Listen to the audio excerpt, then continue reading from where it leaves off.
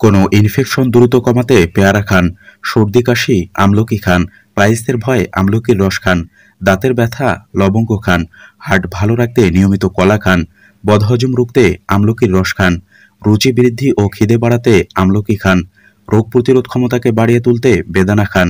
পালং শাকে থাকা আয়রন পটাশিয়াম শরীরে শক্তির মাত্রা বাড়িয়ে দেয়। প্রতিদিন নিয়মিত একটি করে ডিম খান, শরীরে শক্তিবল ফিরে পাবেন। কুমড়োর বীজ পুরুষদের উর্বরতা বাড়াতে সাহায্য করে। কলায় থাকা পটাশিয়াম উচ্চ রক্তচাপ নিয়ন্ত্রণ করে। সর্দি কাশি বা ঠান্ডা লাগলে ১-২টি লবঙ্গ চিবিয়ে খান, ঠান্ডা লাগা অনেকটা কমে যাবে। প্রচণ্ড স্ট্রেস কমাতে সাহায্য করে লবঙ্গ। লবঙ্গ ইনসুলিন তৈরি করতে সাহায্য করে এবং ব্লাড সুগারের মাত্রাকে নিয়ন্ত্রণে রাখে। শরীরের অপরিজনীয় ফ্যাট ঝরাতে সাহায্য করে আমলকি। আমলকি চুলের গোড়া মজবুত করে, চুলের খুশকির সমস্যা দূর করে এবং পাকা চুল প্রতিরোধ করে। দইতে থাকা শর্করা শরীরে শক্তি সরবরাহ করতে পারে। কফ, বমি, অনিদ্রা, ব্যথা বেদনায় আমলকি অনেক উপকারী। কুমড়ার বীজ খেলে ভালো ঘুম হয় এবং বিষণ্ণতা কমে। সাইনাসের সমস্যা থেকে মুক্তি পেতে প্রতিদিন নিয়ম করে ১-২টি করে লবঙ্গ খান, অনেক উপকার পাবেন।